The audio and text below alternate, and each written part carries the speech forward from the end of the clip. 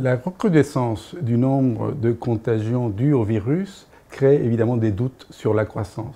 Néanmoins, l'accélération des vaccinations nous rend toujours confiants sur la croissance à moyen terme en Europe et aux États-Unis.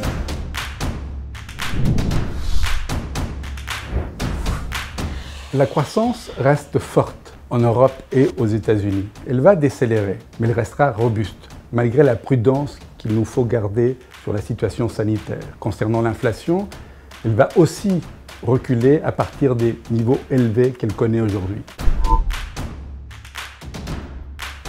Les taux d'intérêt sur les emprunts d'État à long terme ont beaucoup baissé récemment. Il faut rester prudent à court terme. Néanmoins, nous restons sous-pondérés la classe d'actifs. Nous pensons toujours qu'avec une croissance qui se maintiendra, ils vont remonter d'ici la fin de l'année. Nous restons surpondérés sur le crédit européen, et notamment le high yield. La situation favorable de liquidité, les interventions de la BCE, la solidité des bilans, la recherche de rendement par les investisseurs rendent toujours cette classe d'actifs attrayante.